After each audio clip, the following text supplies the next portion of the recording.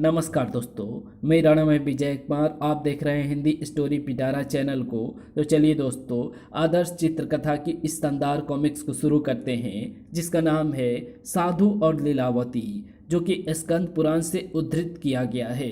तो आप देख सकते हैं इसका कवर पृष्ठ, जो कि कुछ इस तरह का है। तो चलिए इसकी शानदार स्टोरी को हम शुरू करते हैं। साधु और लीलावती।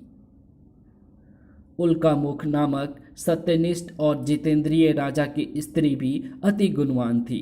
वो दोनों प्रतिदिन मंदिर में जाकर ब्राह्मणों को दान आदि देकर प्रसन्न करते थे। दुर्भाग्यवश उनके कोई संतान नहीं थी। एक दिन, हे राजन, सत्यनारायण भगवान की कृपा अर्जित करो। किसी शुभ दिन उनका व्रत रखो। उसके फलस्वरूप आपके अवश्य ही संतान होगी, जो आपके वंश को कायम रखेगी। राजा और रानी ने महाविद्वानों का परामर्श लिया और भद्रशिला नदी के किनारे सत्यनारायण भगवान का फलदायी व्रत आरंभ किया। उसी समय वहां से एक धनी व्यापारी अपनी नौका में जा रहा था। उसने उस उत्तम व्रत अनुष्ठान को देखा। मैं वास्तव में धन्य हूँ कि मेरा सारा माल बिक गया, लेकिन ये सामने मैं क्या देख रहा हूँ? ये तो हमारे धर्मात्मा राजा उल्कामुख और उनकी रानी भक्ति युक्त चित्त से बैठे हैं। मैंने ऐसा दृश्य पहले कभी नहीं देखा। मैं जाकर पता लगाता हूँ। अपनी नौका को किनारे पर बांधकर वो व्यापारी अति नम्रता सहित राजा के पास गया। हे भद्रजन, हम संतान प्राप्ति के लिए श्री सत्यनारायण का व्रत कर रहे हैं। हे श्रेष्ठ राजन, मेरा नाम साधु है और मैं एक व्यापारी हूँ। कृपया मुझे इस उत्तम व्रत के बारे में सब कुछ विस्तार से बताएं। हे महाराज, मैं भी निसंतान हूँ, अतः मैं भी इस व्रत को करके संतान का सुख भोगूंगा। अरे साधु, सत्यनारायण भगवान तो सत्य के अवतार हैं और वो अपने भक्तों की सभी कामनाएं पूर्ण करते हैं। अब ध्यान से सुनो, मैं इसका विधि विधान विस्तार से कहूँगा। घर लौटने पर उस साधु व्यापारी ने अपनी पत्नी को राजा की संपूर्ण बात बताई। हे प्रिय लीलावती, तुम्हें संतान की कितनी तीव्र इच्छा थी। अंततः हमें अपने इस स्वप्न को पूरा करने के लिए सत्यनारायण भगवान की भक्ति का ये साधन मिल गया है। मैंने तो भगवान की भक्तों के प्रति अपरिमित दया और प्रेम के विषय में भी सुन रखा है। मेरा दिल कहता है कि हमारी ये इच्छा अवश्य पूर्ण होगी। प्रिय, तो मैं ये प्रण करता हूँ कि संतान प्राप्ति पर मैं शीघ्र ही सत्यनारायण भगवान का व्रत करूँगा। भगवान ने उनकी इच्छा पूर्ण की और लीलावती ने एक कन्या को जन्म दिया। हे स्वामी, ये कितनी प्यारी लगती है। हम इसे कलावती नाम से पुकारेंगे। तत्काल ही साधु अपनी बेटी तथा सांसारिक विषयों में इतना अनुरक्त हो गया कि वो संकल्प किए गए व्रत को करना भूल गया। हे स्वामी, आपने सत्यनारायण व्रत का संकल्प किया था। जो ही संतान पैदा होगी, अब शीघ्र ही उनका व्रत करेंगे। कलावती अब बड़ी हो गई है, आपने ये व्रत क्यों नहीं किया? प्रिय लीलावती, मैं अभी जरूरी व्यापार के लिए बाहर जा रहा हूँ, लेकिन तुम चिंता मत करो। मैं कलावती के विवाह पर अपना ये प्रण अवश्य पूर्ण करूँगा। अपने प्रण को पूर्ण न करने पर उसके परिणाम से अनभिज्ञ वो साधु तुरंत ही नगर को चल दिया। जो इस समय बीतता गया, कलावती बड़ी होकर एक सुंदर यौवनपूर्ण कन्या बन गई। साधु ने एक दूत नियुक्त किया। तुम मेरी कन्या के लिए एक योग्य वर खोजो। हुजूर, मैं तो पहले से ही एक गुणवान और सुंदर युवक को जानता हूँ। तो समय मत गवाओ, कृपया मेरी ओर से जाकर मेरी कन्या के विवाह का प्रस्ताव रखो। आप निश्चिंत रहें, वो आपकी कन्या के पूर्ण योग्य है। दूत ने साधु से विदा ली और कांचनपुर को चल दिया। बहुत अच्छा जी, रत्नपुरी के साधु नामक व्यापारी ने अपनी रूपवान कन्या कलावती का विवाह आपके सुपुत्र से करने का प्रस्ताव भेजा है। ये सुनकर मुझे बड़ी प्रसन्नता हुई। हम तुम्हारे साथ रत्नपुरी चलकर इस संबंध को तय कर देंगे। वो सुयोग्य वर अपने पिता सहित उस दूत के साथ साधु के पास गया। साधु ने उनका हार्दिक स्वागत किया। बिल्कुल नहीं, मैं तो उसे व्यापार में निपुण देखकर अति प्रसन्न होऊंगा। मुझे आशा है कि अगर आपका बेटा विवाह विवाह के बाद हमारे साथ ही रहकर पारिवारिक व्यवसाय सीख ले तो आपको कोई आपत्ति तो नहीं होगी। बिल्कुल नहीं। मैं तो उसे व्यापार में निपुण देखकर अति प्रसन्न होऊंगा। विवाह के हर्षोल्लास में साधु सर्व विचार एवं कर्म के साक्षी सत्यनारायण की उपस्थिति को भूल गया। ये पुरुष कमजोर प्रकृति के होने के कारण बड़ी सरलता से लोभ में आ जाता है। केवल मात्र कठोर दंड ही इसे ठीक मार्ग पर ला सकता है। कुछ दिनों के बाद साधु ने अपने दामाद से इस प्रकार कहा, यदि तुम चाहो तो बड़ी खुशी से तुम मेरी उस व्यापार यात्रा में सहायता कर सकते हो जिस यात्रा पर मैं कल जा रहा हूँ। जी हाँ, मैं बड़े शौक से कल आपके साथ चलूँगा। और अगले ही दिन वो नौका में सामान लदवा कर रत्न समरपुर की ओर चल दिया, जहाँ उन्होंने समुद्र तट पर व्यापार किया। हमने अपना सारा माल बेच दिया। मुझे खुशी है कि आप मुझे साथ ले आए। ये तो बड़ा नेक विचार है। मैं कलावती के लिए कोई सुंदर उपहार ले जाना चाहता हूँ। अब हम नगर में घूमेंगे और परिवार के लोगों के लिए उपहार खरीदेंगे। इस प्रकार दोनों ही व्यापारियों ने राजा चंद्रकेतु के राज्य में प्रवेश किया। हे साधु, तेरी चित्त शुद्धि के लिए मैंने संकल्प किया है। तुझे अपनी पत्नी के वियोग में दुखों को झेलना पड़ेगा तथा तुझ पर महान आपत्तियां आएंगी। उसी दिन रात को कई चोरों ने राजकोष में घुसकर धन और अमूल्य सामान की चोरी कर ली। द्वारपालों ने हमें देख लिया है। हम इस थैली को फेंक कर भाग निकले। अतः चोरों ने साधु के पास ही थैलियाँ छोड़ दी और साधु को ये सब मालूम होने से पहले ही भाग गए। वो थैलियाँ लेकर भाग रहे हैं। इन्हें घेर लो और भागने नहीं दो। तो तुम बड़े चतुर निकले धूर्ती, अब क्यों नहीं भागने की कोशिश करते? आप क्या बात कर रहे हैं? आप हमें इस तरह क्यों घेर रहे हो? अच्छा, तुम तो और भी चतुर निकले। ये बतलाओ कि तुमने राजकोष से ये थैलियाँ कैसे निकाली? क्या इस राज्य का अतिथि सत्कार का यही ढंग है? कृपया हम पर विश्वास रखिए। हम तो भोले भाले सौदागर हैं। कुछ लोग यहाँ थैलियाँ फेंक कर भाग गए हैं। बड़ी अच्छी कहानी बनाई है। तुम्हारे जैसे चतुर चोरों को देखकर हमारे महाराज बहुत प्रसन्न होंगे। फिर मुख्य द्वारपाल ने अपने साथियों को आदेश दिया कि उन व्यापारियों को बेड़ियाँ पहना दो। फिर उन्हें राजा चंद्रकेतु के दरबार में लाया गया। महाराज की जय हो। चोरों को चोरी किए गए माल सहित पकड़ लिया गया। बहुत खूब। सुनवाई के बाद उन्हें अपराध के अनुसार दंड दिया जाएगा। राजा चंद्रकेतु ने द्वारपालों और साधु दोनों की बात सुनी। फिर मैं इन दोनों व्यापारियों को अपराधी घोषित करता हूँ। इन्हें दंड दिया जाएगा। इन्हें जीवन कैद हो तथा इनका सारा धन राजकोष में मिला दो। कारागार में ये सब मुझे स्वप्न लगता है। हे पिताजी, हमारा क्या होगा? क्या अब हम कभी अपने प्रियजनों से मिल सकेंगे? बेटा, धीरज रखो। आओ हम अपने देवों से प्रार्थना करें। केवल वही हमारी रक्षा कर सकते हैं। यद्यपि उन्होंने अनेक देवी देवताओं की स्तुति की, लेकिन सत्यनारायण भगवान की माया शक्ति के कारण देवताओं तक उनकी प्रार्थनाएं नहीं पहुंची। ऐसा लगता है मानो हम अनेक वर्षों से इस कारागार में पड़े हैं। देवता तक हमारी विनती नहीं सुन रहे हैं। मुझे अपने परिवार की अत्यधिक चिंता हो रही है। साधु की शंका अनुसार उसकी पत्नी तथा पुत्री भी अकथनीय दुखों का सामना कर रही थी। माँ देखो, चोर हमारा सारा कीमती सामान लेकर भाग गए हैं। अब हम क्या कर सकते हैं? यदि हमारे यहाँ घर के पुरुष होते तो केवल तभी हम बच सकते थे। घोर निर्धनता तथा मानसिक पीड़ा के परिणाम स्वरूप लीलावती बीमार पड़ गई। माँ, अब आपकी तबीयत कैसी है? मैं आपके लिए कुछ दवाई लाई हूँ। हाय, हतभाग्य बेचारी कलावती। माँ, मेरे पिताजी और पति को क्या हुआ? अब हम कैसे जीवित रहेंगे?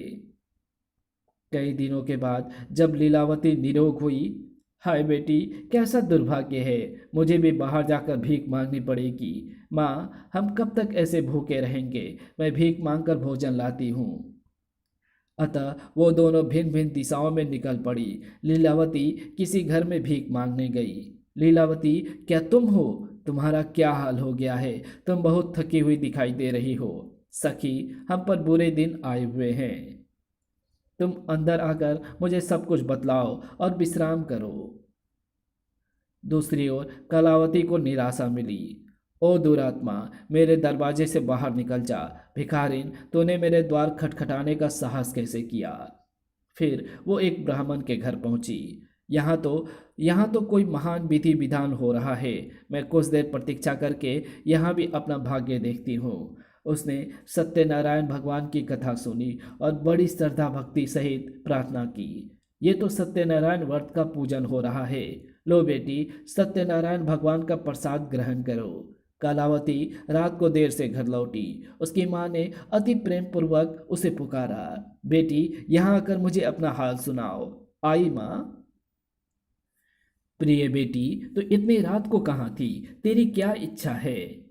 हे माँ, आज का दिन मेरे लिए बड़ा भाग्यशाली था। नगर में एक ब्राह्मण के घर मैंने सत्यनारायण व्रत पूजन में भाग लिया। उससे मन को बड़ी शुद्धि एवं शांति मिली। माँ, तुम्हें क्या हुआ? तुम अचानक किस सोच में पड़ गई हो? इस पर लीलावती ने साधु द्वारा संकल्पित व्रत को ना करने के विषय में सब कुछ बतलाया। बेटी, तूने मुझे सत्यनारायण के संकल्पित व्रत को पूर्ण ना करने की इस महान भूल का स्मरण करवा दिया। हमारे सभी दुर्भाग्यों का यही कारण है। पिताजी को अपनी प्रतिज्ञा नहीं भूलनी चाहिए थी। लेकिन माँ, क्या अब हम इस विषय में कुछ नहीं कर सकते? हाँ, हम ही उस व्रत को पूर्ण करके भगवान को प्रसन्न करने का प्रयास करेंगे। परम दयालु भगवान अवश्य हमारे दुख दूर करेंगे। अगले दिन लीलावती ने सभी बंधु बांधवों के साथ अति श्रद्धा भक्ति सहित सत्यनारायण का व्रत किया। हे सत्यनारायण भगवान, हमारी दिन प्रार्थनाओं को स्वीकार करो। हमारे सभी अपराधों को क्षमा कीजिए। मेरे पति और दामाद को संकट मुक्त करके शीघ्र ही सुरक्षित रूप से घर वापस भेज दो। उस गुणवान और सरल स्त्री की गहन एवं सच्ची भक्ति पर सत्यनारायण भगवान प्रसन्न हो गए। उसी दिन रात को वो राजा चंद्रकेतु के स्वप्न में आए। सुनो राजा चंद्रकेतु, ब्रह्म वेला से पहले ही उन दोनों बंदियों को मुक्त कर दो जिन्हें तुमने अन्यायपूर्वक कारागार में डाल रखा है। उनका सारा धन उन्हें लौटा दो।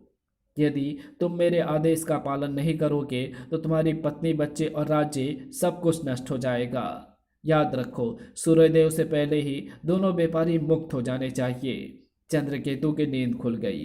हे भगवान, आपकी जय हो। आपके आदेश का शीघ्र ही पालन किया जाएगा। राजा ने तुरंत ही सभा बुलाकर सबों को अपना स्वप्न सुनाया। संभवतः यह स्वप्न ही हो, लेकिन हम भगवान के आदेश का उल्लंघन नहीं कर सकते। दोनों सौदागरों को शीघ्र ही दरबार में लाओ। कुछ ही समय में साधु और उसका दामाद दोनों राजा के समक्ष प्रस्तुत किए गए। दुर्भाग्यवश तुम्हें अपराधियों के समान दंड भोगना पड़ा। हे सौदागरों, अब तुम निर्भय हो जाओ। इनकी बेड़ियां उतारकर इन्हें नए वस्त्र पहनने को दो। इनकी सारी धन संपत्ति लौटाकर मेरे अतिथियों के सम्मान, इनके रहने का सुविधापूर्वक प्रबंध करो। हे राजन, आपका अति धन्यवाद। आपने हमारी जीवन रक्षा की। हम आपकी इस दयालुता को कभी नहीं भूलेंगे। प्रिय मित्रों, जो कुछ भी हुआ उसे भूल जाओ। आराम से जाकर शांतिपूर्वक सो जाओ। अगर तुम्हें इस नगर से कुछ मंगवाना हो तो मुझे बताओ। व्यापारियों को सर्व सुख प्रदान करके राजा ने उनसे ली हुई संपत्ति से दुगनी धन संपत्ति से उनका जहाज लदवा दिया। हे स्वामी, आपने हम पर अपरिमित दया की। हम अपना आभार किन शब्दों में व्यक्त करें? नमस्कार व्यापारियों, इन उपहारों को मेरी मैत्री की स्मृति रूप में स्वीकार करें। इस नगर में आपका सदा स्वागत है। अंत में भाग्य ने हमारा साथ दिया। हमें वापस देखकर परिवार के लोग कितने प्रसन्न होंगे। आओ, हम अतिशीघ्र घर लौट चलें। निसंदेह, लेकिन हम अपने बुरे ग्रहों के निवारण हेतु सभी तीर्थ स्थानों की यात्रा भी अवश्य करेंगे। व्यापारी तीर्थ यात्रा पर चल दिए। घर लौटते समय मार्ग में उन्होंने एक समुद्र तट पर विश्राम किया। देखिए पिताजी, एक सन्यासी हमारी ओर आ रहा है। यदि वो उचित पात्र है तो हम उसे अवश्य भिक्षा देंगे। वो तो सन्यासी के भेष में स्वयं सत्यनारायण भगवान थे। वो तो साधु के नूतन भाग्य मोड़ पर उसकी परीक्षा लेने आए थे। हे सौदागरों, तुम लंबी यात्रा के बाद थके हुए दिखाई दे रहे हो। तुम्हारी नौका में क्या भरा है? अच्छा, तो तुम हमें थका हुआ समझकर हमारा माल लूटना चाहते हो? अहंकार में डूबे व्यापारियों ने सन्यासी का मजाक उड़ाया। इसे कितनी लालसा है महाराज, तुम तो सन्यासी हो, तुम नौका से भरे सामान के बारे में क्यों जानना चाहते हो? हे सौदागरों, मुझे गलत मत समझो। मैं तो केवल यही जानना चाहता था कि आपको मेरी किसी भी प्रकार की सहायता की जरूरत तो नहीं है। हमें कोई सहायता नहीं चाहिए। हे सन्यासीन, कृपया हमारी चिंता ना करें, क्योंकि हमारी नौका में तो कुछ बेल पत्ते आदि के अतिरिक्त और कुछ नहीं है। क्या ऐसा है? तथास्तु। सन्यासी वहां से चला गया और कुछ दूरी पर जाकर खड़ा हो गया। साधु और उसके दामाद ने अपनी नित्य क्रियाएं प्रारंभ की। हमारी नौका को क्या हुआ? ये तो बड़ी हल्की दिखाई दे रही है और ऐसे तैर रही है मानो खाली हो। चलो इसमें जाकर देखें। दोनों व्यापारी नौका की ओर दौड़े। बेटा, इसमें कूद कर घुस जाओ और देखो कि क्या हमारे धन की थैलियां सुरक्षित हैं। अच्छा पिताजी, पिताजी हम लुट गए। सभी थैले में बेल पत्ते भरे भरे पड़े हैं। क्या? ये कैसे हो सकता है? नौका में कोई नहीं गया। एक पल तो साधु अचेत हो गया। जब उसे होश आया तो वह जोर जोर से रोने लगा। हाय, अब हमारा क्या होगा? पिताजी, ऐसे दुखी मत होइए। सन्यासी के वचन सत्य सिद्ध हुए। सन्यासी में चमत्कार शक्ति है। देखो, वो उस वृक्ष के पास खड़ा है। चलो हम उसे आत्मसमर्पण करके उससे दया याचना करें। मेरे विचार में तुम ठीक कह रहे हो। वो जाने वाला है, इसलिए अब अधिक समय व्यर्थ ना करें। हमारी शायद धन संपत्ति भी वापस मिल जाए। साधु ने सन्यासी के पास जाकर उसको साष्टांग प्रणाम किया। हे महात्मा, अज्ञानतावश मैंने मूर्खतापूर्वक आपका तिरस्कार किया है। कृपया मुझ पर दया करें और मेरे अपराध को क्षमा करें। मेरी रक्षा करें और मुझे सद्मार्ग दिखाएं। हे साधु, उठो, मेरे वचन सुनो। फिर सन्यासी ने साधु को अपना सच्चा रूप दिखाया। तुम लोभवश ही झूठे वचन देकर इन कष्टों में फंसे। हे भगवान, मैं बहुत मूर्ख रहा। मैं संसार में इतना डूबा था कि आपके सच्चे स्वरूप को पहचान ना सका। जब ब्रह्मा और इंद्र जैसे महान देवतागण भी आपके सच्चे स्वरूप को ना जान सकें, तो मुझ जैसे अज्ञानी का क्या कहना। अब से मैं आपकी पूजा अर्चना करूंगा। आप मुझ पर दया करें और मेरी संपूर्ण धन संपत्ति वापस लौटा दें। तथास्तु। घर जाओ और धार्मिक जीवन यापन करो। व्यापारी को वरदान देकर सत्यनारायण भगवान अदृश्य हो गए। देखिए, हमारी नौका फिर पहले की भांति भारी हो गई है। साधु ने नौका में घुसकर देखा कि धन की थैलियां पहले की ही समान ही सुरक्षित थी। भगवान की कृपा से हमारी मनोकामना पूर्ण हो गई। नौका के भीतर आकर स्वयं देखो।